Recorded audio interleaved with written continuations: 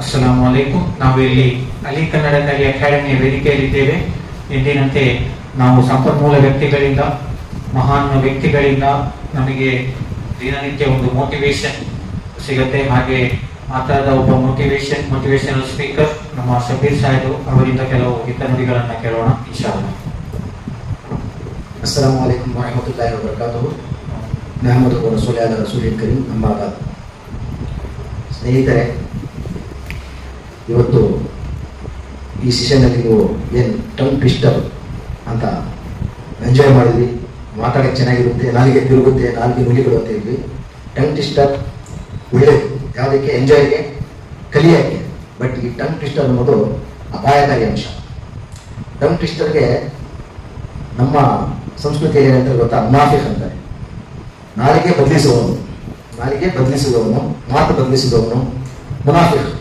ಪ್ರವಾದಿ ಮೊಹಮ್ಮದ್ ಸಲ್ಲಲ್ಲಾಹು ಅಲೈಹಿ ವಸಲ್ಲಂ ಕಾಲದಲ್ಲಿ ಪ್ರವಾದಿ ಮೊಹಮ್ಮದ್ ಸಲ್ಲಲ್ಲಾಹು ಅಲೈಹಿ ವಸಲ್ಲಂ ಮುಂದೆ ಅವರು ಶರಣಾರ್ಥಿಗಳಾಗಿದ್ರು, ಬಿಲಿವರ್ಸ್ ಆಗಿ ಆಗ್ತಿದ್ರು, ಆಟ ಆಡ್ತಿದ್ರು, ಬಿಲಿವರ್ಸ್ ಆಗಿ ಕಾಣ್ತಿದ್ರು. ಆಚೆ ಹೋದ್ಮೇಲೆ ಟಂಗ್ ಟ್ವಿಸ್ಟ್. ಇಲ್ಲಿ ಮುಂದೆ ಪ್ರವಾದಿ ಮೊಹಮ್ಮದ್ ಸಲ್ಲಲ್ಲಾಹು ಅಲೈಹಿ ವಸಲ್ಲಂ ಬಗ್ಗೆ ಬಹಳ ಒಳ್ಳೆಯವರು, ಅವರು ಬಹಳ ಒಳ್ಳೆ, ಚೆನ್ನಾಗಿದೆ, ಇಸ್ಲಾಂ ಧರ್ಮ ಅಂದ್ರೆ ಬಹಳ ಒಳ್ಳೆಯದು ಅನ್ನೋದು. ಆಚೆ ಹೋಗ್ಬಿಟ್ಟು ಅವ್ರ ಕೆಲಸ ಏನಿದೆ ಅದು ಮತ್ತೆ ಹಳೆ ರಾಗ, ಅದೇ ಹಾಡು ಅಂತ ಹೇಳ್ತಿದ್ರು. ಅದಕ್ಕೆ ಮುನಾಫಿಕೀನ್ ಅಂತ ಹೇಳ್ತಾರೆ. ಮುನಾಫಿಕೀನ್ ಅಂದ್ರೆ ಬಹಳ, ಮುನಾಫಿಕೀನ್ ಬಗ್ಗೆ ಕುರಾನಲ್ಲಿ ಇರ್ತಾರೆ, ಅವರು ಕಟ್ಟ ಕಡೆ ಜಾಗದಲ್ಲಿ ಇರ್ತಾರೆ ಅಂತ. ಮುನಾಫಿಕೀನ್ಗಳು ಜಹನ್ನಮಿನ ಕಟ್ಟ ಕಡೆ ಜಾಗದಲ್ಲಿ ಇರ್ತಾರೆ ಅಂತ. ಸೊ ಟಂಗ್ ಟ್ವಿಸ್ಟ್ ಏನಿದೆ ನಮ್ಮ ಜೀವನದಲ್ಲಿ ಬರೀ ಎಂಜಾಯ್ಮೆಂಟ್ ಇಟ್ಕೊಳ್ಳೋಣ, ನಮ್ಮ ಜೀವನದಲ್ಲಿ ಅದು ಅಳವಡಿಸ್ಕೊಳ್ಳೋದು ಬೇಡ.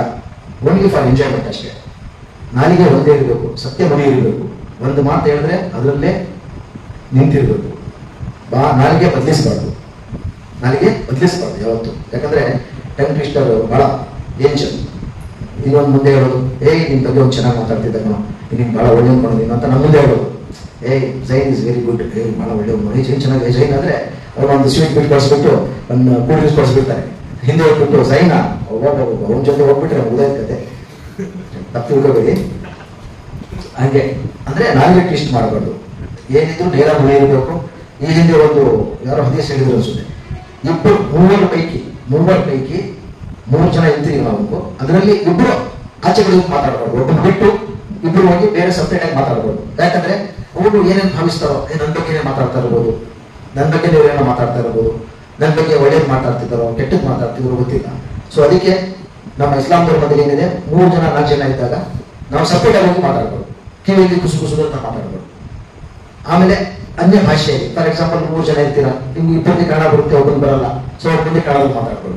ಅವ್ನೇನು ಅನ್ಕೊಳ್ತಾರೆ ಮನಸ್ಸಲ್ಲಿ, ನನ್ನ ಬಗ್ಗೆ ಏನು ಹೇಳ್ಕೊಳ್ತಾ ಇರ್ಬೋದು ಅಂತ ಅವ್ರಿಗೆ ಸಂಶಯ ಆಗುತ್ತದೆ. ಸಂಶಯ ಒಳ್ಳೆದಿದ್ರು ಪರವಾಗಿಲ್ಲ, ಕೆಟ್ಟದ್ದು ಸಂಶಯ ಇದ್ರೆ ನನ್ನ ಬಗ್ಗೆ ಏನೋ ಕೆಟ್ಟದ್ದು ಮಾತಾಡ್ಕೊಂಡ್ರು ಅಂತ. ಸೊ ನಾಲಿಗೆ ಇದೆಯಲ್ಲ, ನಾನು ಈ ಹಿಂದೆ ಒಂದ್ಸರಿ ಹೇಳಿದ್ದೆ, ಈ ಹಿಂದೆ ನಾವು ಒಂದು ಕೋಟ್ ಹೇಳಿದ್ರು ಸ್ಪೀಚಲ್ಲಿ. ದೇಹದ ಒಳ್ಳೆ ಭಾಗ ಯಾವುದು ಅಂದ್ರೆ ನಾಲಿಗೆ, ಹೃದಯ ಮತ್ತು ನಾಲಿಗೆ ಒಳ್ಳೆ ಭಾಗ. ಕೆಟ್ಟ ಭಾಗ ಯಾವುದು ಅಂದ್ರೆ ಹೃದಯ ಮತ್ತು ನಾಲಿಗೆ. ಹೃದಯ ಒಳ್ಳೇದಿದ್ರೆ ಮಾರ್ಗಗಳು ಒಳ್ಳೇದು. ಈ ನಾಲಿಗೆ ಕೆಟ್ಟದಾದ್ರೆ ಜೀವನ ಪೂರ್ತಿ ಕೆಟ್ಟದು. ನಾಲಿಗೆಯಿಂದ ಹೊರಟ ಒಂದು ಮಾತು ವಾಪಸ್ ತಗೊಳಕ್ಕಾಗಲ್ಲ. ಬಾಣದಿಂದ ಏನ್ ತೀರ್ಸ ಕಮಾನ್ ಎಂದು ಹೇಳ್ತಾರಲ್ಲ, ಬಾಣ ಮತ್ತು ಮಾತು ವಾಪಸ್ ತಗೊಳಕ್ಕಾಗಲ್ಲ. ಸೊ ಅದಕ್ಕೆ ಏನು ಹೇಳಿದ್ರು ಯೋಚನೆ ಮಾಡಿ ಹೇಳಬೇಕು ಅಂತ ಹೇಳ್ತಾರೆ. ಅದಕ್ಕೆ ನಾಲಿಗೆ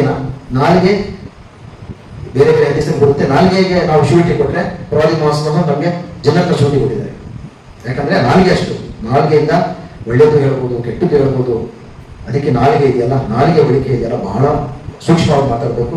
ಮಾತಾಡೋಕ್ಕಿಂತ ಮುಂಚೆ ಯೋಚನೆ ಮಾಡಬೇಕು, 1000 ಸಲ ಯೋಚನೆ ಮಾಡಿ ಒಂದ್ಸಲಿ ಹೇಳ್ಬೇಕು. ಸೊ ಅದೇ ಹೇಳ್ತಾರಲ್ಲ, ನಾಲಿಗೆಯಿಂದ ಇಡೀ ದೇಹ, ನಾಲಿಗೆ ಮಾಡೋ ತಪ್ಪಿಗೆ ಇಡೀ ದೇಹ ಬೆಳೆಸಬೇಕಾಗುತ್ತೆ.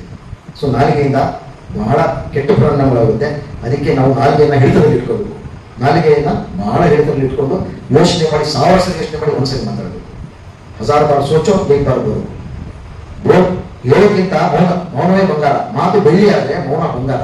ಯಾಕೆಂದ್ರೆ ಆ ನಾಲಿಗೆಗೆ ಅಷ್ಟು ಮಹತ್ವ ಇದೆ. ನಾಲಿಗೆ ಹರಿದ್ಬಿಟ್ರೆ ನಾವು ಏನೇನೋ ಹಾಕ್ಕೊಳ್ತೇವೆ.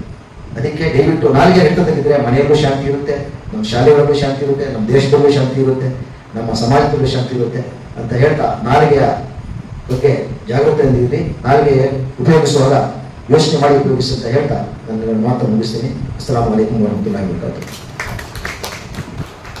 ಮಾಷಾ ಅಲ್ಲಾಹ್, ಅತ್ಯುತ್ತಮವಾಗಿ ಹೇಳಿದರು. ನಾಲಿಗೆ ಬಗ್ಗೆ ಜಾಗ್ರತೆ ವಹಿಸಿ ಇಲ್ಲಾಂದ್ರೆ ಅದು ಕಪಟ ವಿಶ್ವಾಸಕ್ಕೆ ಮುನಾಫಿಕತನಕ್ಕೆ ದಾರಿಯಾಗಿ ಕೊಡುತ್ತೆ.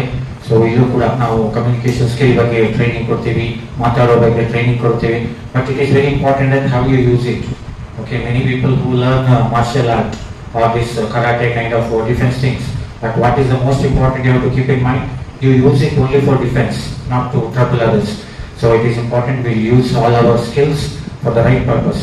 Let's give a big round of applause to Shafiq sir. So with more such speeches and motivational talks, we will be back. Please share and subscribe to our channel. Jazakallahu khair. Assalamu alaikum.